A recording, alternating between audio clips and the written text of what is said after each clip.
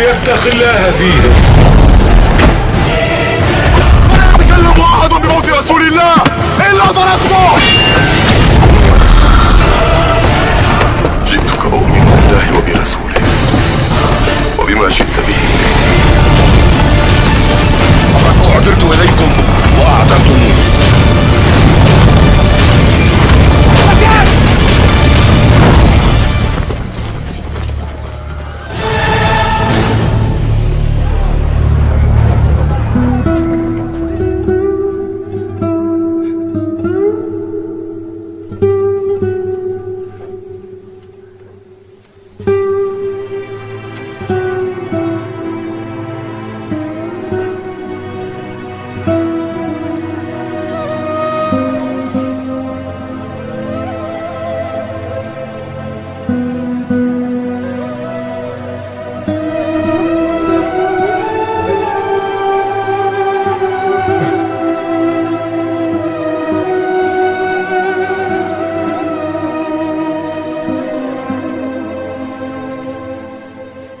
Rasulullah menginginkan banyak di antara orang-orang untuk masuk ke dalam Islam, akan tetapi Allah menegaskan innaka lan tahdi man ahbabta walakinnallaha yahdi man yasha.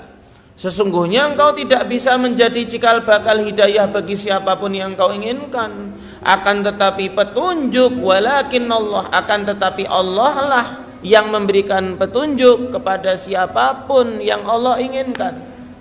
Makanya kita ini mengajak, bukan memaksa orang untuk menuju ke dalam ajaran Islam. Kita tugasnya itu ngajak.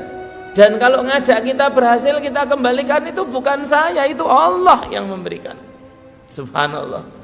Berarti porsi yang namanya manusia di dalam hidup itu hanya sebagai hamba Allah murni, bukan menjadi siapa-siapa. Kalau ada kebaikan itu dari Allah, kalau ada keburukan itu berarti dari diri kita sendiri. Itu harus dikunci di dalam hati kita, wahai jamaah yang dimuliakan Allah. Lah ini ada seorang sahabat, ini sahabat masuk Islamnya ketika Amul Fatah. Ini pentingnya cerita mengenai sejarah Nabi, karena kita betul-betul akan dikumbah. Kita betul-betul akan dikucuci, kita betul-betul akan dibilas. Kalau orang-orang yang mendapatkan kehidupan Rasulullah seperti ini, bagaimana dengan zaman sekarang? Mereka bertemu dengan Syamsul Hidayah. Kalau di antara lentera petunjuk yang paling terang itu ialah Nabi Muhammad SAW. Seperti mana cahaya, kalau di antara alam semesta yang kita ketahui yang paling terang ialah matahari. Cuman tidak sedikit orang yang berdiri di bawah matahari, cuman tidak tersampaikan kepada matanya sedikit pun daripada titik terang. Berapa banyak orang berdiri di bawah sinar matahari, cuman bahkan dirinya tidak melihat keterangan sedikit pun. Kenapa kok bisa? Pertama, memang sengaja dia tutup pakai penutup. Coba jenengan siang-siang, tengah siang bolong, jenengan tutup mata jenengan dengan tangan rapat-rapat, tidak akan sampai cahaya tersebut. Ada yang memang buta dari aslinya, tidak bisa masuk cahaya sama sekali. Ada yang cahayanya pelan, sedikit merasuknya juga pelan. Ada yang cahayanya bisa masuk karena dia memang membuka matanya lebar-lebar. Ini mudah-mudahan hati kita termasuk hati yang bisa terbuka lebar untuk dimasukkan cahaya petunjuk dari Allah Subhanahu wa taala. Allahumma amin amin ya rabbal alamin. Kurang apa iblis? Iblis itu sudah ketemu malaikat, sudah ketemu dengan ribuan makhluk-makhluk Allah yang baik. Bahkan iblis menyaksikan bagaimana Nabi Adam diciptakan oleh Allah. Cuman bagaimana bisa iblis kok malah menentang Allah? Subhanallah. Makanya kita betul-betul berusaha untuk membuka hati kita lebar-lebar. Setiap kali ada kemungkinan cahaya itu masuk, buka, jangan pernah tutup. Seorang sahabat masih kerabatnya Nabi, bahkan Mindon. Mindon itu kalau bahasa Jawanya mungkin dua pupu. Jadi kalau sepupu itu ada sepupu, ada dua pupu. Napa nek carane tiyang mangan niki napa dua pupu niki. Dadi napa atas pripun nggih? Saya punya kakek saya punya saudara. Lah saudara kakek saya punya cucu. Lah cucunya saudara kakek saya itu kalau sama saya apa jadi? Napa Budi? Nggih nek mungkin dipersimpel nak sanak lah. Nak sanak. Jadi kalau saya sama saudara anaknya Pak D saya itu sepupu. Cuman ini saya sama cucunya anaknya mbah saya. Rong pupu. Jadi bapak kula kalih bapak ini ku sepupu. Lah nek anake ketemunya njur napa niku? Rong pupu. Nggih pun rong pupu lah. Betul rong pupu, dua pupu. Ada kerabat Nabi yang namanya itu Rukanah bin Abdi Yazid bin Hashim Ibnul Muttalib bin Abdi Manaf. Jadi Hashim sama Hashim sama Al Muttalib ini kakak adik. Abdul Muttalib sama Hashim sepupu. Lah bapaknya Nabi sama bapaknya Rukanah ini dua pupu. Nabi sama Rukanah tiga pupu. Wah, wes intinya jenengan mumet kula nggih ruwet. Pun bapake Kanjeng Nabi kalih bapake Pak Rukanah niku rong pupu, dua pupu. Lah Nabi sama Rukanah tiga pupu. Masih kerabat. Ya walaupun gimana wong Mekah niku dulu cuman hitungannya satu desa, lebih kecil dari satu desa. Rumah-rumah masih sedikit. Masjidil Haram Mekah tidak seperti sekarang. Safa dan Marwah masih berwujud bukit komplit, tidak ada bangunan apapun. Jadi lingkungan komunitas yang sangat kecil, sedulur kaya ngono wis karuan kenal. Ini Rukanah terkenal badannya besar, gede. Tidak ada orang gulet sama Rukanah kecuali Rukanah yang menang. Ini biasanya kalau saya pernah ceritanya kurang patio komplit, nek niki luwih komplit. Oh, niki paket sempurna niki. Rukanah ini masuk Islamnya nanti setelah Amul Fatah. Habib Amul Fatah itu kapan? Kurang lebih 2 tahun sebelum meninggalnya Rasulullah. Padahal cerita ini terjadi zaman Rasulullah SAW masih awal-awal di kota Mekah, tahun kedua ataupun tahun ketiga di kota Mekah. Berarti dari peristiwa ini Rukanah itu masuk Islamnya baru 20 tahun setelah itu. Subhanallah. 20 tahun. Habib, tanda kebesaran Allah apakah yang Allah tunjukkan kepada Rukanah? Ceritanya seperti ini. Karena syadidul ba'si qawiyan jasiman. Rukanah ini orangnya kuat, badannya gede, tidak ada satupun orang kalau gulat sama Rukanah kecuali orang itu pasti kalah. Pasti kalah. Belum ada kabar terakhir yang saya dengar kecuali Rukanah tidak pernah kalah. Suatu saat Rukanah ini ketika lagi menggembala kambing, nah ini cerita tentang menggembala kambing ini jarang diceritakan. Ketika sedang menggembala kambing, Nabi Muhammad datang kepada Rukanah berduaan tok.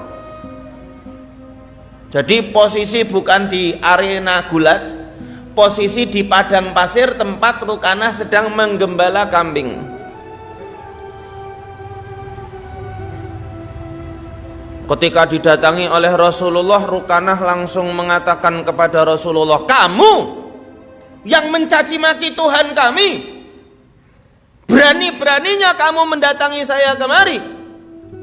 Kamu merasa Tuhan kamu yang paling mulia, Tuhan kami yang hina. Kalau bukan adanya ikatan kekerabatan kamu denganku, tak pateni kowe. Laula rahmi baini wa bainak qataltuk." Kalau bukan karena ikatan kekerabatan antara aku denganmu, tak bunuh kamu.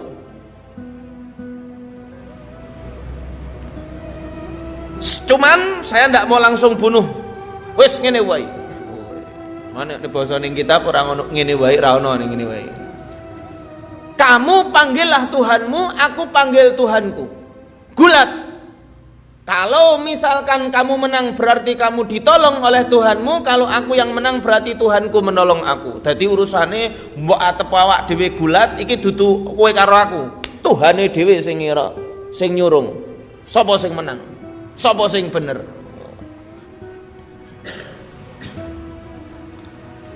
Nek misalnya aku kalah, kalau misalkan aku kalah, aku punya beberapa ekor kambing, pilihlah 10 kamu ambil. Woi, etok-etoknya kayak menangan. Nek aku kalah pen. Betul.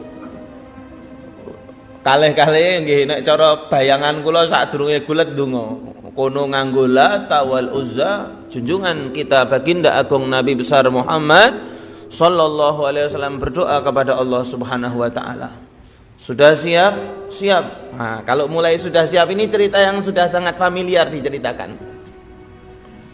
Ketika sudah berpegangan tangan, jadi yang menjadi puncak kekuatan orang itu tangannya.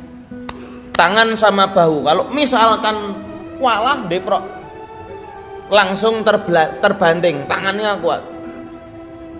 Betul. Rukanah dengan Nabi bergulat, tangan ketemu tangan. Baru Rukanah berkedap, sudah di bawah, Nabi sudah di atas badannya. Menang sapa kamu? Bingung ini. Kok sak kedepan moto wis ndeprok aku. Satu kedipan mata kenapa saya sudah di bawah? Coba jenengan bayangkan bagaimana kuatnya tubuh baginda Nabi Muhammad sallallahu alaihi wa ala alihi wasallam, orang yang pegulat asli. Nabi bukan seorang pegulat. Nabi bukan orang yang nantang-nantang orang, gulat sama saya menang siapa, tidak pernah terjadi seperti itu. Beda sama Rukanah. Rukanah ini pegulat, nantang-nantang orang, menangan terus enak. Cuman ketika bergulat sama Nabi Muhammad sallallahu alaihi wasallam, satu kedep mata, baru kedep ini ini. Coba jenengan bayangkan kalau ada tinju kira-kira mengsak sing lawane gak kedep duk ngono ki wis tiba ning sisar njero. Berarti keras pukulannya, pukulan yang hebat.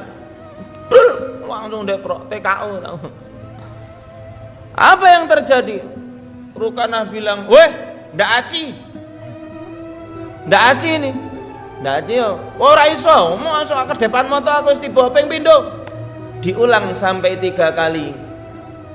Tetap seperti semula. Baru satu kedepan mata si Rukanah sudah diinjak oleh Rasulullah, berada di bawah. Menang siapa wahai Rukanah? Jamaah yang dimuliakan Allah Subhanahu wa taala, maka setelah itu Nabi Muhammad sallallahu alaihi wa ala alihi wasallam menang. Rukanah bilang, "Bukan kamu wahai Muhammad yang mengalahkanku." Ngono, Rukanah iki kalah ping 3 kok ya iki dudu kowe sing ngalahke aku. Akan tetapi Tuhanmu itu memuliakanmu, sedangkan Tuhanku menghinakan aku. Masih belum berpaling daripada apa yang dia yakini tentang ketuhanan Lat wal Uzza. Padahal kalau kita mau tanya yang hakikah wahai jamaah yang dimuliakan Allah, la ilaha illallah, la ma'buda bihaqqin fil wujudi illallah. Tidak ada Tuhan yang hak untuk disembah kecuali hanyalah Allah Ta'ala semata yang hak untuk disembah. Tuhan banyak, cuman yang hak untuk disembah hanyalah Allah Subhanahu wa Ta'ala. Laisa kamitslihi syai' wa huwas samiul basir. Tidak ada sepertinya sesuatu apapun, tidak ada yang menyerupai, menyamai Allah. Makanya kalau misalkan kita melihat ada orang yang mencintai Nabi Muhammad SAW, jangan dianggap orang itu menyembah Nabi, tidak. Karena pedoman Islam sudah sangat kuat bahwa Nabi ialah hamba Allah, tidak naik daripada derajat seorang hamba. Cuman di antara hamba-hambanya, Nabi Muhammad SAW ialah hamba yang paling dicinta oleh Allah Subhanahu wa taala. Sallu ala Nabi Muhammad. Jamaah yang dimuliakan Allah Subhanahu wa taala, lah ini ada kelanjutan cerita mengenai Rukanah. Setelah kalah, Rukanah masih bilang, Muhammad, ini berhubung kamu menang, tadi saya nawarkan 10, wes untuk kamu ambil 30 ekor kambing yang kamu inginkan. Dajal nek jenengan ngono. Totoan ngono. Alhamdulillah. Oh bener kok ya, menang. La uridu dzalik, akan tetapi ketika ditawarkan 30 ekor kambing, baginda Nabi Muhammad SAW mengatakan, wahai Rukanah, bukan itu yang aku inginkan darimu, walakin ad'uka ilal Islam fa aslim taslam minan nar. Wahai Rukanah, yang aku inginkan darimu ialah aku ingin mengajakmu kepada agama Islam. Islamlah wahai Rukanah, kamu akan selamat dari siksa api neraka. Ini sudah jelas-jelas kalau dia cara logika pasti menang, wong badannya lebih besar dari Nabi. Pengalamannya juga lebih hebat daripada Nabi di dalam ilmu pergulatan. 1 kedepan mata kalah, 2 kedepan mata ditindih, 3 kedepan mata sudah ada di bawah. Setiap kali mulai 1 kedep mata sudah langsung di bawah. Ayo ambil duit, ambil kambing yang kamu inginkan. Tadinya tak tawani 10, 30 buat kamu. Nggak, aku ndak minta itu. Yang aku inginkan, aku mengajakmu kepada agama Islam. Rukanah, aslim taslam, masuklah ke dalam agama Islam, kamu akan selamat dari siksa api neraka. Orang kalau misalkan hati sudah keras, sehebat apapun nasihat tidak akan mungkin masuk ke dalam hatinya. Habib, saya ini tergolong orang yang kalau dinasihati orang susah masuk, berarti hatimu keras. Gimana caranya biar hati saya lembut, Habib? Supaya hatimu menjadi hati yang lembut, perbanyaklah berzikir kepada Allah Subhanahu wa taala. Dan sadarilah bahwa kamu hanyalah sosok makhluk yang tercipta dari cairan nutfah yang sangat hina, keluar dari tempat yang hina, masuk ke dalam tempat yang hina, hidup di dunia membawa barang-barang yang hina. Yang paling enak yang kamu nikmati ialah perkara-perkara yang hina. Bahkan kalau misalkan nyawa sudah meregang dari jasadmu, tubuhmu menjadi hina karena bau, kamu dimasukkan ke dalam tanah, ditutup biar baumu tidak meluas keluar. Dan siapapun kamu tidak akan mungkin menjadi mulia kecuali karena Allah. Kalau ini badan ini Pak, ini tidak ada kemuliaannya sama sekali. Yang menjadikan kita mulia ialah Allah. Selama di dalam hati kita ada iman, ada Islam, kita mulia di sisi Allah Subhanahu wa taala. Dan itu tidak tergantikan dengan uang, tidak tergantikan dengan emas, tidak tergantikan dengan harta. Makanya nikmat Islam ini kalau dibandingkan dunia dan seisinya belum ada apa-apanya. Allah, mudah-mudahan Allah Ta'ala tetapkan Islam iman kita, keluarga kita, anak-anak, saudara-saudari kita, dan orang-orang yang kita cintai dan mencintai kita. Allahumma, kita hidup di satu zaman yusbihu mu'minan wa yumsi kafira. Kita hidup di suatu zaman paginya masih sholat subuh, asar sudah kafir, na'udzubillah min dzalik. Atau kebalikannya, asarnya masih iman kepada Allah, subuh setelah subuh sudah na'udzubillah minal kafirin, minal orang-orang yang ingkar kepada Allah Subhanahu wa taala, na'udzubillah min dzalik. Ini orang kalau hatinya keras, tidak mau menerima kebaikan, tidak mau menerima kebajikan, tidak mau menerima nasihat, baca Quran saja seakan-akan baca Quran, mendengarkan mauidhah walaupun melihat orang memberikan petunjuk, memberikan hikmah seperti seakan-akan koyok batu diguyur banyu. Bolongi wae mboten. Beda kalau air dikucuri, beda kalau pasir dikucuri air, akan legok. Cuman kalau hati ditimpa air, lolos. Habib, hati saya kok mendengarkan mauidhah Jumatan yo ngantuk, pengajian yo merem, zikiran ngono ki mingkem. Pengajian merem, zikiran mingkem, kepengen urepe ayam, pean. Terus gimana Habib? Zikir sama Allah. Jangan kamu seperti Rukanah. Alhamdulillah Rukanah masih sempat masuk Islam. Umurnya panjang ini Rukanah. Rukanah ini masuk Islam di tahun Amul Fatah, dibukanya kota Mekah. Nabi masuk ke kota Mekah bersama puluhan ribu sahabat. Meninggalnya Rukanah itu zaman Muawiyah bin Abi Sufyan. Jadi menangi zamannya Abu Bakar As-Siddiq jadi khalifah, menangi zamannya Umar bin Khattab jadi khalifah, menangi zamannya Utsman bin Affan jadi khalifah, menangi zamannya Ali bin Abi Thalib jadi khalifah, menangi zamannya Hasan bin Ali bin Abi Thalib jadi khalifah. 5 khulafaur rasyidun. Ini penting. Kalau ada yang tanya khulafa rasyidin ada berapa, orang-orang familiarnya jawabnya 4. Padahal sebetulnya 5. Beb, kok 5 toh? Gini, Rasulullah pernah bersabda, akan memimpin setelah aku zaman khilafah atau khalifah dengan manhaj nubuwah selama 30 tahun. Jadi Rasulullah sudah mengatakan, setelah aku yang menjadi khalifah selama 30 tahun itu manhajnya, jalannya jalan seperti Nabi Muhammad SAW. Tidak ada keraguan di dalam khalifah-khalifah tersebut. Wah, terus tanya, siapa khalifah pertama? Abu Bakar As-Siddiq. Lalu siapa khalifah kedua? Umar ibnul Khattab. Lalu siapa khalifah ketiga? Utsman bin Affan. Siapa khalifah keempat? Ali bin Abi Thalib. Ini dijumlahkan jumlahnya berapa? Mereka berempat itu menjabat sebagai khalifah kalau dijumlah masa pemerintahannya selama 29 tahun 6 bulan. Sedangkan Rasul bersabda 30 am, 30 tahun.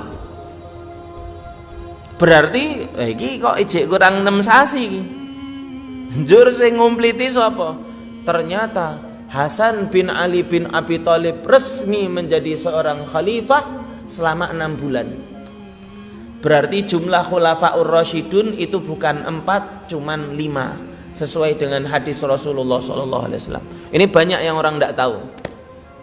Habib, setahu saya khalifah yang kelima lah Umar bin Abdul Aziz. Khalifah Umar bin Abdul Aziz itu berada di zaman yang namanya Bani Umayyah. Walaupun beliau merupakan khalifah yang adil, cuman beliau bukan bagian daripada khulafaur rasyidun.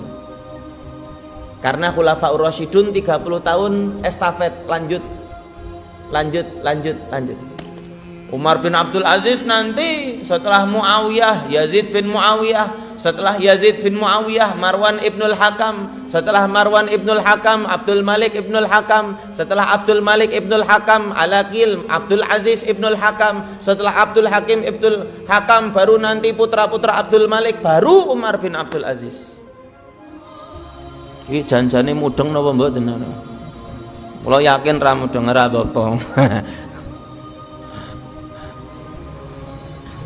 Intinipun khulafa rasyidin itu sebetulnya kalau menurut hadis bukan 4 orang, ternyata 5 orang. Yang nomor 5 ialah Hasan bin Ali bin Abi Thalib.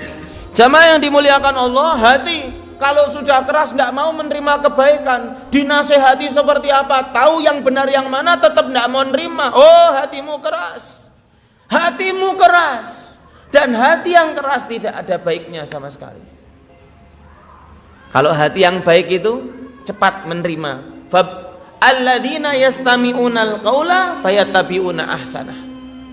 Orang yang mendengarkan perkataan lalu diambil yang baik, ini yang jos. Rukanah faqala la Muhammad, belum, saya tidak mau masuk Islam. monggo diunjuk. Ndak selak adem, monggo diunjuk. Kula rencangi.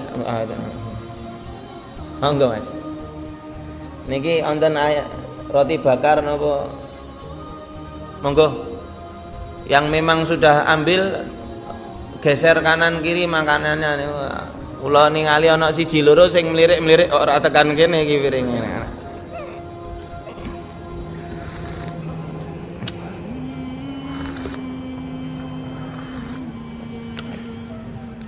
Piringe kudu mlaku ojo mandeg sakne.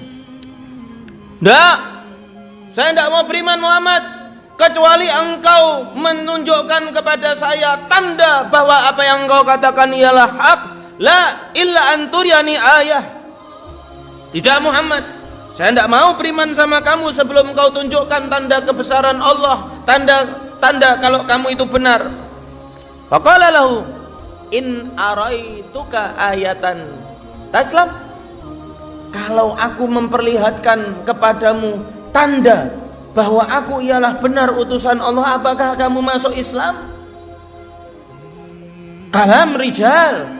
Orang kalau misalkan yang namanya pria sejati, orang yang betul-betul gentleman, itu omongannya bisa dipegang.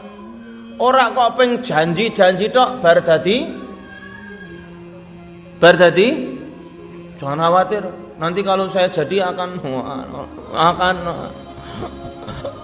kecuali kampanye karo calon mertua iki ya penting. Pak mangke nek kula dadi mantu insyaallah. Malah konangan aku ngapusi marah tuh, Pak. Apakah kalau misalkan aku tunjukkan kepadamu satu tanda engkau masuk Islam? Oh ya. Kalau misalkan kau tunjukkan kepadaku tanda, maka aku akan masuk Islam. Ini di samping mereka berdua, tidak jauh dari mereka berdua, ada satu pohon. Maka Rasulullah SAW berkata kepada pohon ini, wahai pohon, akbili biidznillahi ta'ala. Kemari wahai pohon, kemari wahai pohon. Kira-kira jenengan ning tengah dalan ana ndelok wong nyeluk wit, kira-kira jenengan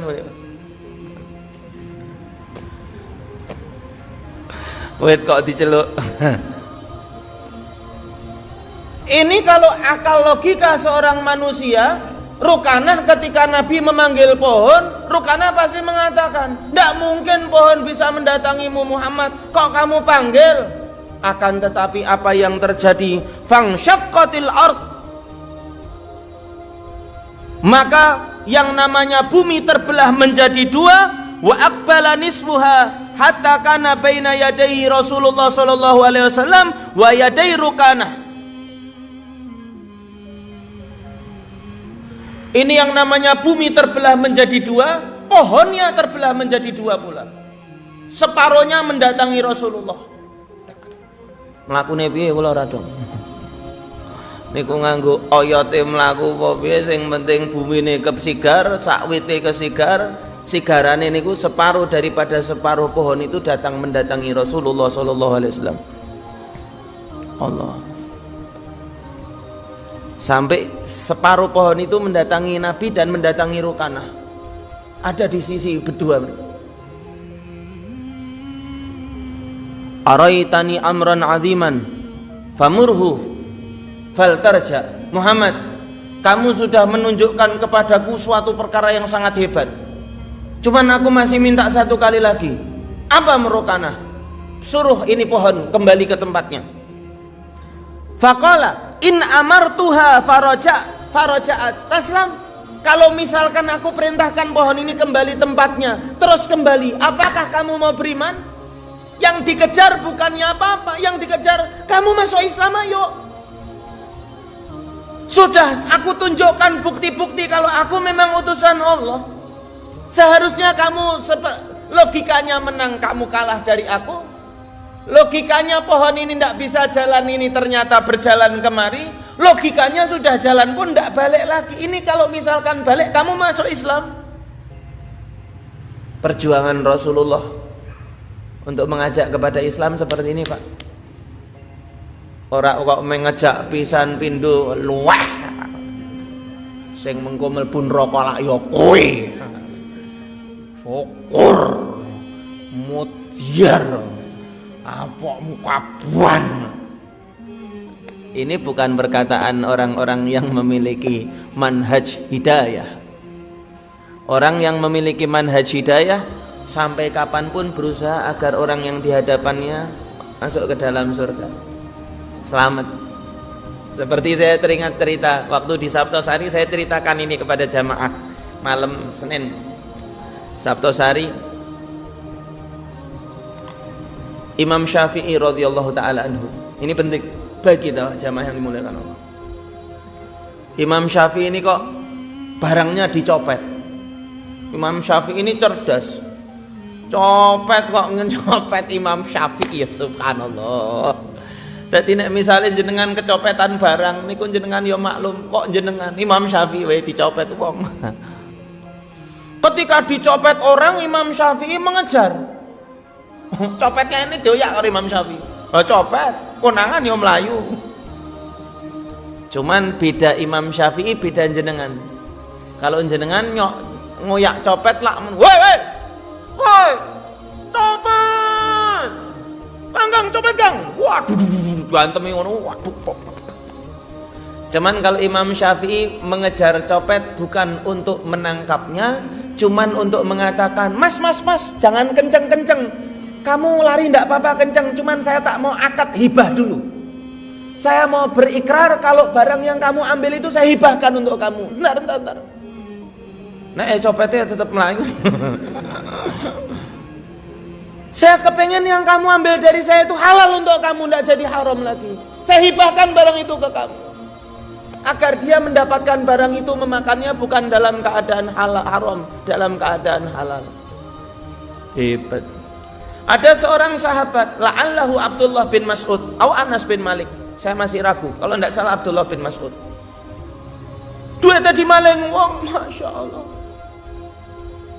Abdullah bin Mas'ud, sahabat Kanjeng Nabi, orang yang menyaksikan bahwa kambing masih gadis kok kali Kanjeng Nabi dipersusune kok metu susune, padahal yang namanya yora menungso yora kewan, kalau belum anak niku ra metu susune, tidak keluar air susu ibu atau air susu hewan,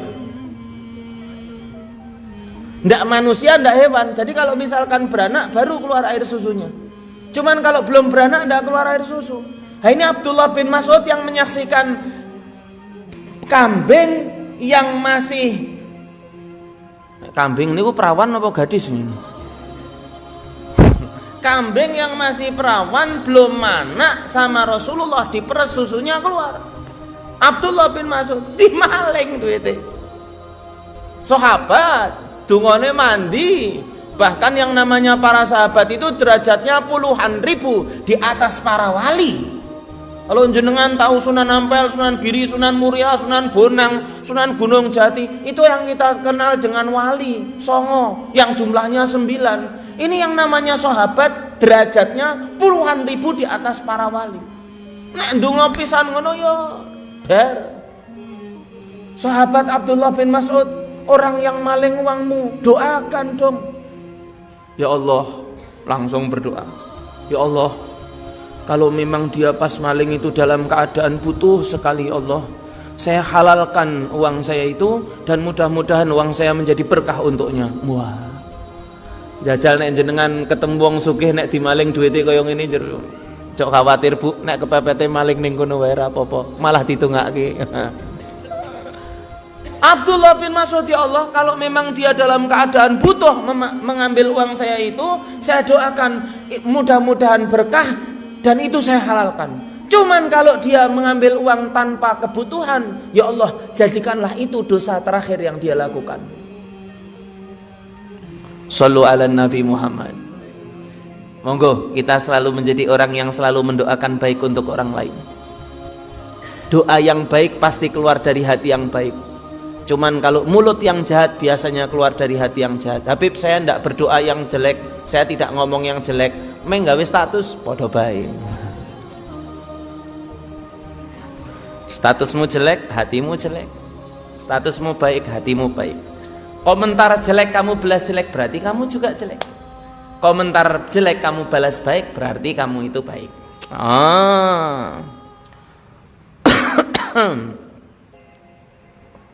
Kalau misalkan aku suruh kembali, dia kembali, apakah kamu masuk Islam wahai Rukana? Iya.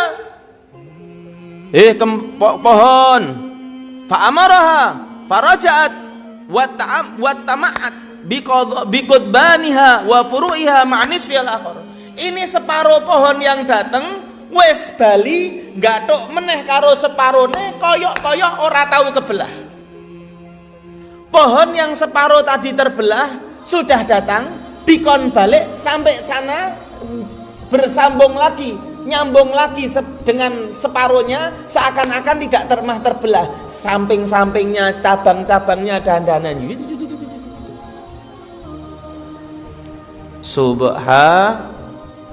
Ya Rabbi bil Mustafa balligh maqasidana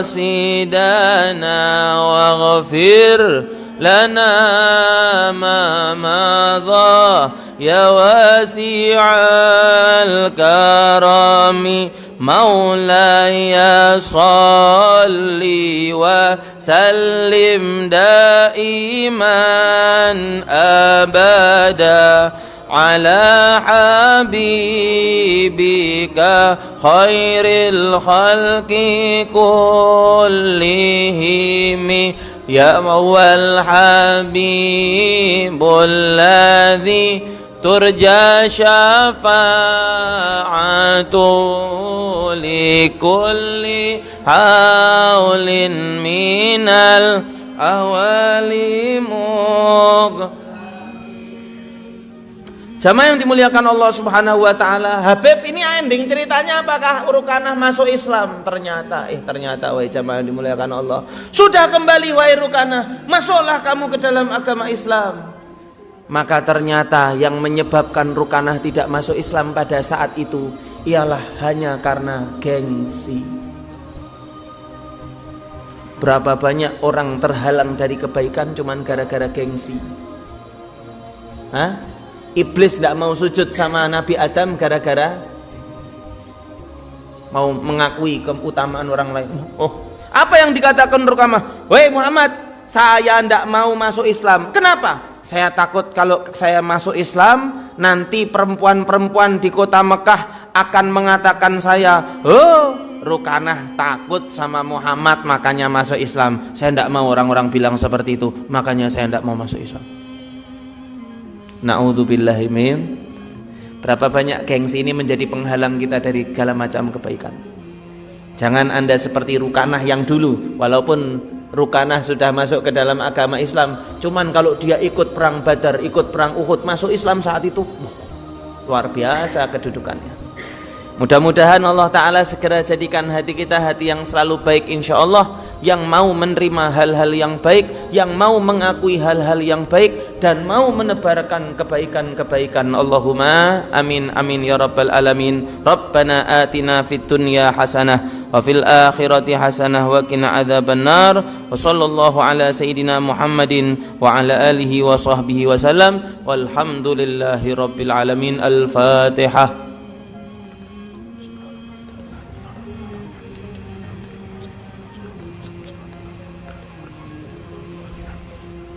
Mohon hadiah Fatihah sekali lagi untuk Al-Habib Musyayikh Alwi, yang kalau misalkan warga jamaah Masjid Jenderal Sudirman kenalnya mungkin Pak Musyayikh, Pak Aik atau Pak Alwi. Dulu beliau khotib tetap di masjid ini, sering khotib. Dulu khotib, beliau meninggal kurang lebih 10 hari atau 12 hari yang lalu, Pak Musyayikh. Bahkan dulu saya pernah ketika beliau punya jadwal khutbah di masjid ini, beliau nelpon saya, Saidi tolong gantikan saya di Masjid Jenderal Sudirman. Waktu itu saya jangan gantikan beliau khutbah di sini, meninggal dunia. Ayo kita bacakan Fatihah bersama-sama. Semoga Allah Ta'ala memuliakan beliau di alam kubur sana, dijadikan pahala-pahala beliau menjadi rahmat yang senantiasa Allah Ta'ala curahkan kepada beliau. Wa khususan ila ruhil marhum Al-Habib Musyayikh Alwi Barakbah, Al-Habib Abdurrahman bin Alwi Barakbah, wa walidina walidikum wa amwatina wa amwatikum wa amwatil muslimin. Allah yaghfir lahum wa yarhamhum wa yufarrij kurubal muslimin wa yarhamhum wa khususan ila ruh bagin Al-Fatihah. Ar-Rahmanir Rahim Maliki Yaumiddin.